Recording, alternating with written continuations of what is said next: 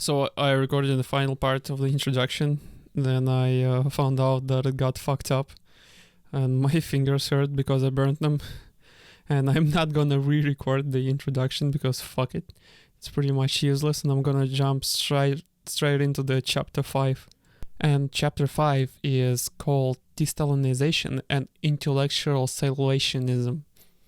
In early November 1956, students at Kazan Finance and Economics Institute created a society, quote, a society for the study of questions of economy and culture, end quote. The leaders of the initiative, the Komsomol activist Gadzhiev and Kataev, announced the creation of the Circle of Independent Study at the Youth League meeting. Oh my god, my cat came in here. At Youth League meeting and invited anyone interested to take part. At the meeting, Gadzhiev delivered reports to 15 students on unusual and controversial topics. Is a man driving force of the society? And is the cult of personality a product of socialist society? It's not a product of socialist society. Despite its seemingly benign origins, the undertaking soon sparked the interest of the highest political officials in the country. The short-lived society ended with the expulsion of several participants from the institute. Okay. Yeah, that sounds like the Soviet Union. I fucking know. That's fucking my fucking Soviet Union. No dissent, no free thought, nothing. That's my thing. This episode of the student protest belonged to the period of ideological ferment that accompanied de-Stalinization. In February 1956, Khrushchev denounced Stalin's cult of personality at the 20th Party Congress of the Communist Party.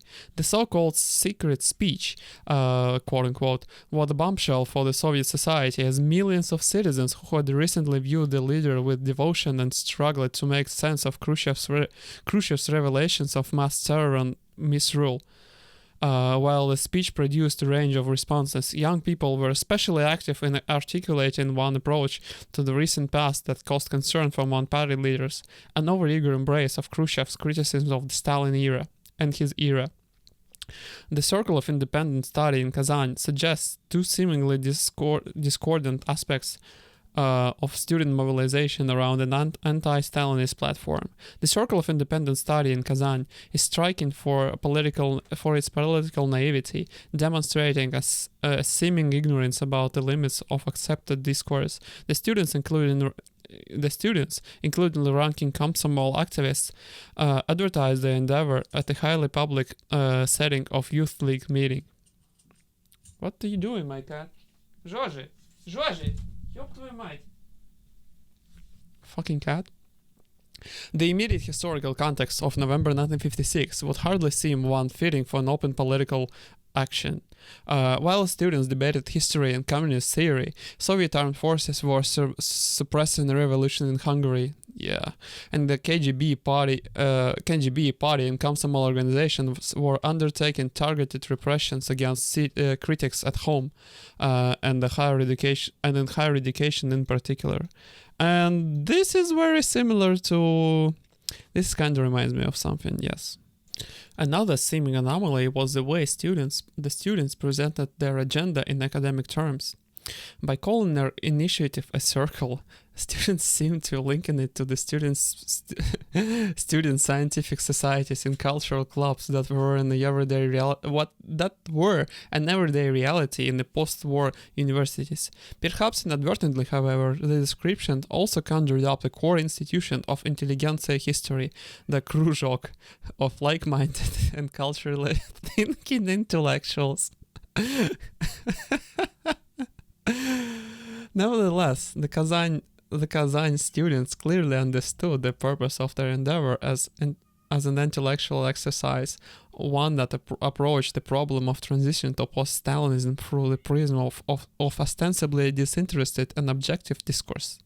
The Institute's top Komsomol officials also seemed to treat it as a valid intellectual endeavor when they attended when he attended society's inaugural meeting, and while criticizing Gadjiev for referencing Voice of America and BBC broadcasts, did not inform higher authorities of the meeting. Good for you. Good for them. Good man. The naive academic nature of the Kazan's case suggests that the complexity of university politics during decolonization. Recent scholarships has presented students an essentially... My fucking cat. Shut up, man. Come on. Just go to sleep. Like, what's your problem? Come on, man. I played with you. I fed you. You need to sleep. You adolescent hormone-fueled bastard. He's a teenager. He's going through the tough times, you know. He used to be such a sweet kid, and now he's in his teens, and he goes through that phase, you know.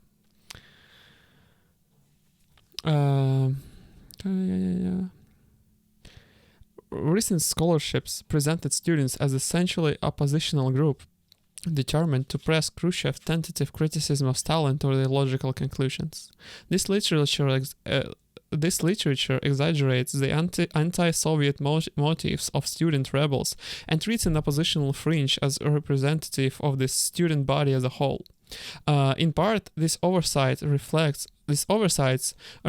the use of newly available archival documents which provide ample room for a distorted view of the students by focusing exclusively in black and white terms of ideological deviations in the universities. This literature also suffers from adopting uncritically the viewpoint of many historical actors during this de-Stalinization, specifically their belief that intellectuals were purifying Soviet society insufficiently thought from the Stalin period.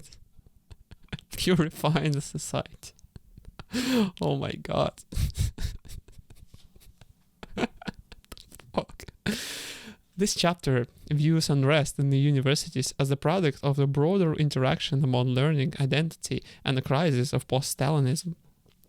Recreating the thinking of specific student rebels, it argues that the university life and the ideas about intelligentsia that it nourished from the critical context for students' reaction to de-Stalinization. Faced with Khrushchev's rewriting the Soviet history in ideological personal dilemmas it posed, many students redoubled their efforts to become cultured intelligentsia, elaborating on modes of intellectual self-fashioning that had been presented in the late Stalinist universities.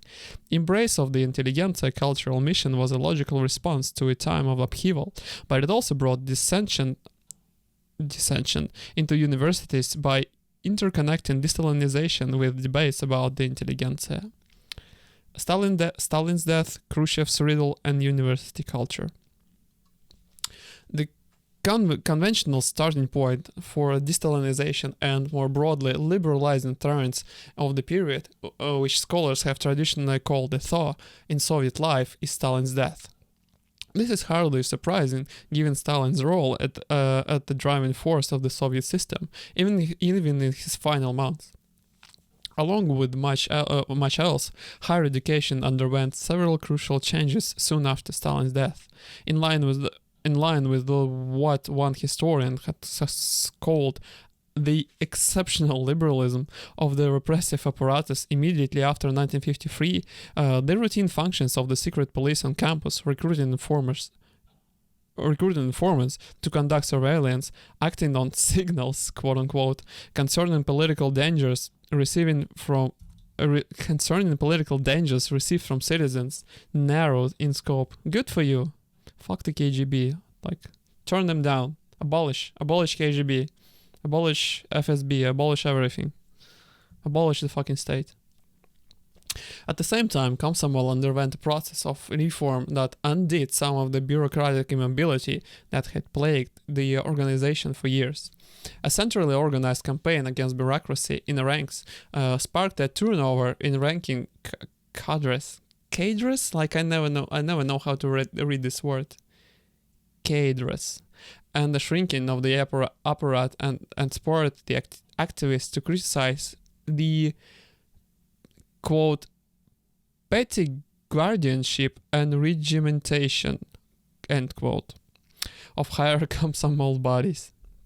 In the long run, this campaign weakened oversight in the organization while providing a language of socialist democracy and anti-bureaucratism, embodied in slogans like being closer to the masses and banishing formalism in work with the youth.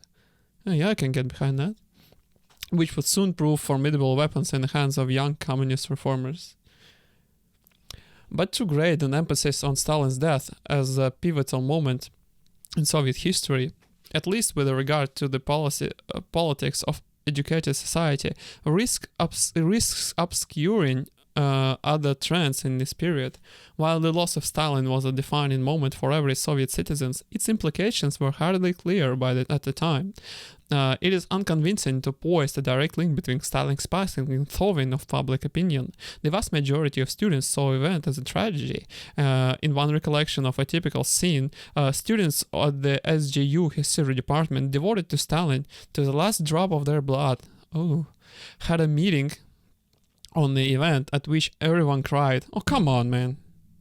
Come on, man. My dad told me he didn't cry when Stalin died. Like, he told me he was he born in 44, Stalin died in 53, so he's like 9, maybe 8, I don't know. And he says he was in school. He was back in Kazakhstan because Stalin's regime sent his family to Kazakhstan, and there was a school apparently. Good for them. And he said that everyone in the classroom cried and he didn't, which props to my dad. But now he says that he kind of likes Stalin, which is beyond me, absolutely beyond me. Oh my God, I forgot what I stopped reading. Yeah. Okay. Rather than feeling liberated, students and other educated citizens responded to Stalin's death with despair and even sense of paralysis, and this applied to many of the people who had long harbored doubts about the leader, as well as much as the larger group of those committed to him. As one Moscow student asked, "How will we live? Who will lead us?" The shock produced by Stalin's death illustrated a fundamental fact about politics of educated society during de-Stalinization. Rather than being an elemental reaction to the end of an inhumane era, anti-Stalin politics emerged in close dialogue with the unsettled and ambivalent post-Stalin leadership. This is a problem of any system which relies on centralization. Is like, obviously it's so difficult, it's so easy to defeat this system, and this was the starting problem with the Bolshevik regime as far as I'm concerned. Like, this very idea that you can create a society with these hierarchical European, like inherently European structures, like such structure as a political party, I think was impossible to begin with. So for further centralization of power in Stalin's hands didn't help building communism, as far as I know, didn't help much.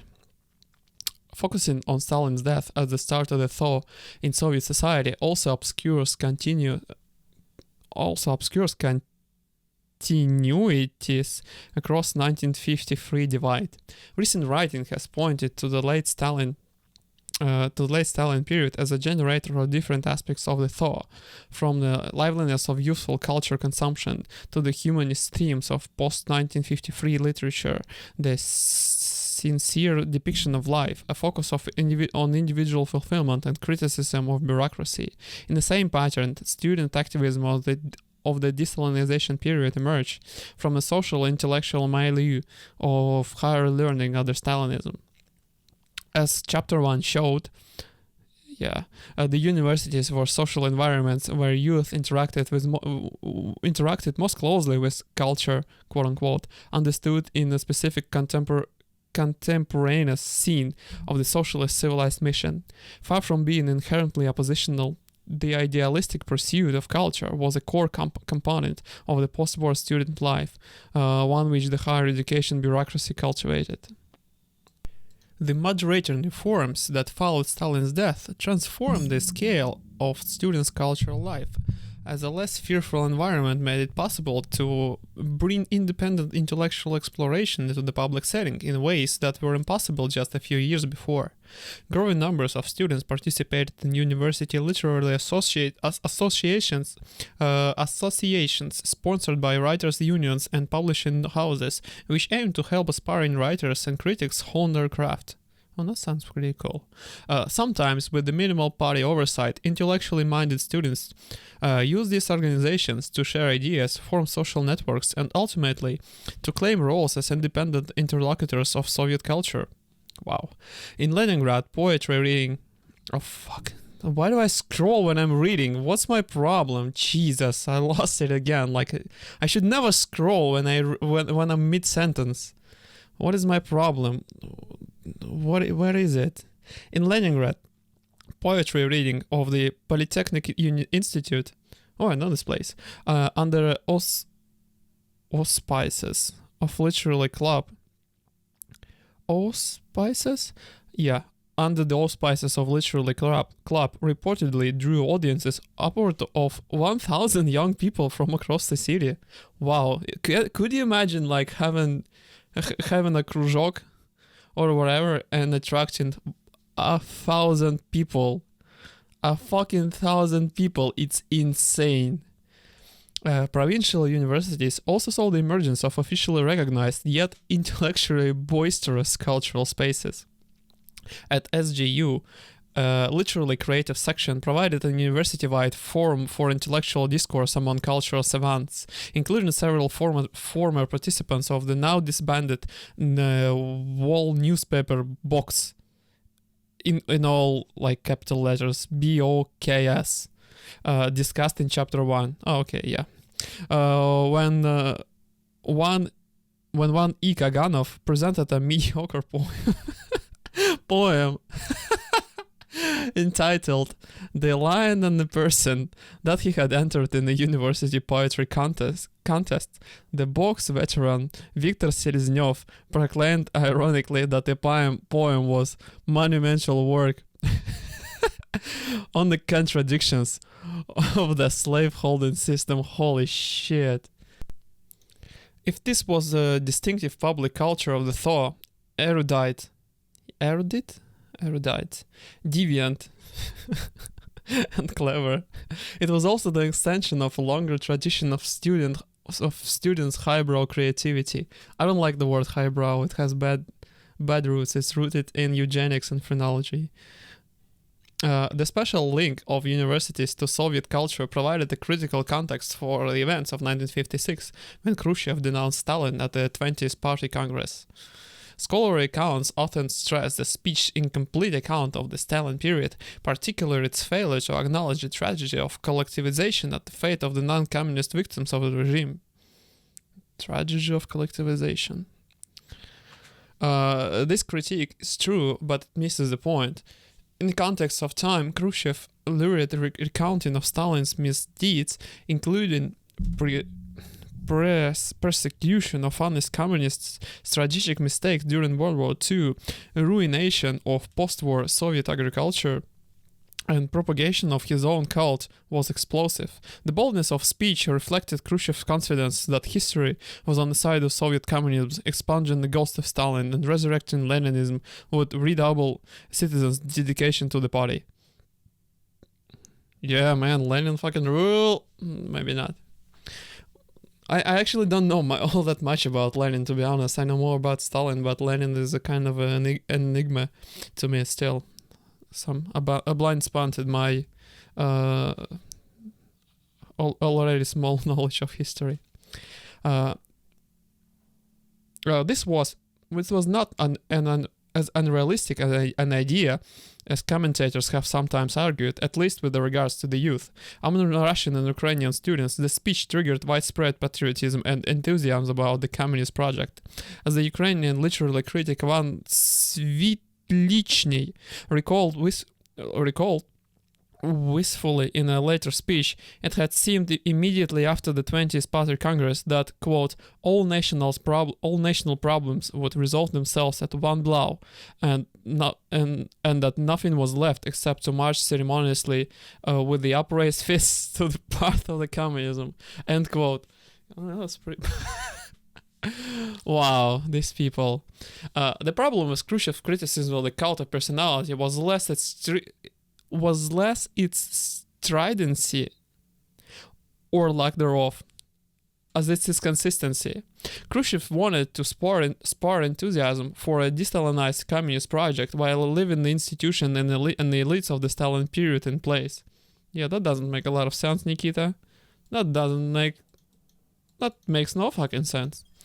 This contradictory objective was at the root of the report's tortured account of the Stalin period. What? This contradictory objective was at the root of the report's tortured account of the Stalin period. I don't get it. According to Khrushchev, Stalin was a bloody dictator, but also a great Marxist who had tragically gone astray. The Communist Party had tragically gone astray. The Communist Party had never deviated from the historical correct path of socialist construction, even if its leaders had been held in terror and ignorance by Stalin. Nikita, the party is the problem. You built hierarchical system. You wanted to abolish hierarchical system by building another hierarchical system. That was never going to work, Mr. Khrushchev. Oh my God. I think he knew that. The speech provided just as confusing a blueprint for the future as it did an analysis of the past, because the speech blamed the terror and misrule of the past years of Stalin in a narrow circle of his minions alone. The process of overcoming the cult of personality and its consequences might be limited to a clear rejection of the recently departed leader. But the Khrushchev leadership also suggested that the cult of personality in some form had outlasted the dictator. The Congress resolution called on the party to, quote, fully restore the Leninist principles of the Soviet social democracy, end quote, as expressed in the constitution to, quote, struggle against the arbitrary power of people who are abusing their authority, end quote. Dissemination of the report depended in the sense that Soviet leaders were unsure of their objectives. Even as the report was read aloud at party Komsomol, and even general enterprise meetings across the country, it retained the official designation, quote, not for distribution, end quote. What? And copies of it were carefully controlled through party channels. What the fuck? Soviet Union was a weird place. Ooh, wow, this is mental. Like, why would you not for distribution this whole thing if you like said it out loud? Like, what is the point? Like, what is the... Oh, it's actually important to remember, like, by this time, like 1956, like that for the last 8 years, between 1945 to 1953, Stalin had like just enormous drinking like rampages that would last weeks, and he would drag all the people from the apparat, like Khrushchev, and he would make them drink. So they won't plot anything against Stalin, and this was his idea of how to keep himself safe as the party leader. And there's a great podcast, Behind the Bastards, on Stalin. It's eerie, it's bizarre, and it's just hilarious. The whole podcast and the episode on Stalin especially is just it's great. Everyone should listen to Robert Evans' podcasts. The leadership's mixed signals on the Stalin question disoriented the ruling party. Mixed signals. fuck? What would... the fuck? Sure. I'm seeing some mixed signals about it. Was Stalin good or bad? Can we finally decide? What is the party's opinion on the issue? Oh man. What would represent a loyal response to de-Stalinization, and how should deviations from it be handled? These questions remained unanswered in the course of the 1956. Soon after the Congress, the country's leadership became convinced that the excessive support of de-Stalinization, rather than opposition to it, was the most dangerous ideological tendency in Soviet society. Following this conviction, the party capital T, small s, capital K. I don't know what it is. Issued 3 letters to party members in the course of the year that sought to place boundaries on interpretation of the secret speech at the feverish discussions that had absorbed Soviet society, instructing party organizations to intervene in cases when freedom of discussion in quotes and healthy quote criticism unquote had crossed the quote line of party mindedness unquote and turned into quote slander unquote. Jesus. The very language of this interjection suggests that the point into which Khrushchev had put the party, Soviet citizens had responded to party's call to condemn Stalin cult of personality, yet their efforts often exceeded admissible limits. The situation was deeply disorienting to the party's apparatus and middle ranks, which wilted when confronted with the public discussions that were moving in unpredictable directions. Of course, the exact opposite of what Khrushchev had intended when he opened the Stalin question.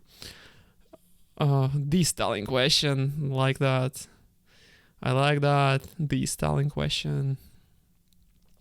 The uncertainty created by de-Stalinization was especially pronounced in the universities. Students who had come of age at the height of the Stalin era usually expressed shock at Khrushchev's revelation about the recent past and immediately sensed that the explanation of the speech were incomplete, or at least demanded further discussion. I mean, of course it's incomplete. Like, you're not going to tell, like, your people that the leader of the second or maybe the greatest fucking country in the world had been probably the drunkest or one of the drunkest person in the world for 8 straight years, and despite that we managed to not have a nuclear war or anything. I think, yeah, I wouldn't, if I were Khrushchev, I wouldn't tell that to, I would tell that to fucking no one. So that makes sense. Lecturers sent from the Moscow City Party Committee to the MGU dormitories met with a, quote, rumble of dissatisfaction, unquote, from the students when he called Stalin a, quote, rank-and-file communist, unquote, certainly a clumsy effort to convey Khrushchev's wavering attitude towards the departed leader. Of course, the party had elaborate mechanism for communicating its message in higher education, including an ideological social science curriculum that was mandatory for all students and propaganda work conducted in a variety of settings. Yet these instruments posed their own problems in the context of ideological upheaval. The social science teachers, guardians of ideological purity and higher learning, were in as much as disarray as the students. Indeed, the entire social sciences curriculum remained up in the air while the ministry set about commissioning the textbook that would replace the previously definitive short course of the Communist Party. It's a name of the book, I guess. Textbook. Lacking in the clear instructions and sometimes themselves confused about the situation in the country, most professors had to grapple with Stalin's scientific authority in haphazard ways, for instance by expunging his works from syllabi or quoting Stalin's text in their lectures without attributing their source. No wonder that the ideological social science seminars classes that were usually dry expositions of party doctrines became an unpredictable and confrontational events, as discussions from the hallways and dormitories found their way into the classroom. In short, the usual channels of conveying the party priorities to students never fully effective, even in the more clear-cut conditions of Stalinism seemed especially unequal to the task of 1956. The disarray of university party authorities in the wake of the 20th Party Congress had drastic consequences as the students themselves had to fill the ideological void left by the discrediting of Stalin's orthodoxy, you know the word. In the wake of the secret speech, an open-ended campus debate swept through the universities in which every aspect of Soviet life and its history came under scrutiny. In the process, the lower ranks of Komsomol and other mass organizations came to resemble debating societies, which often flaunted control from above.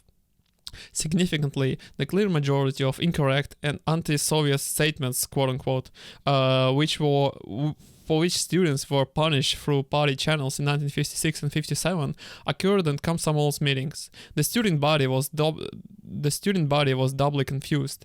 As mentioned in the case of the students in the Kazan's party, ultimate intentions were unclear, and therefore the parameters of discourse seemed unsettled, despite its increasingly conservative line of de-Stalinization.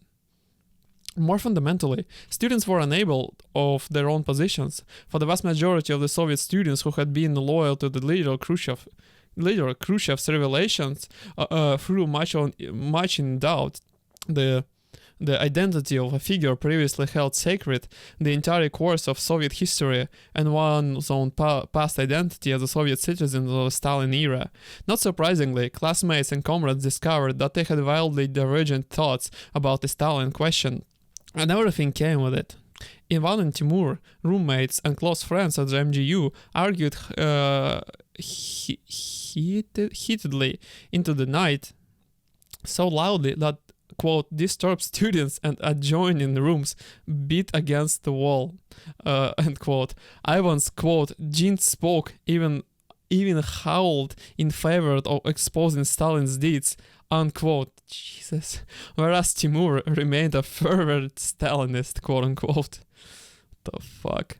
Many others were beset with uncertainty. A student in Irkutsk University lamented at the Komsomol conference that unbelief had firmly occupied his whole life, suffocating, quote unquote, him. Yeah, unbelief is such is the post-Stalinist condition. Okay, this is gonna be part 1 of chapter 5, and I think I'm gonna finish it up today, though I'm not gonna promise, unless I die or something, but I'll try to. Okay, thanks for listening. I know who you are, the person who is listening to this shit.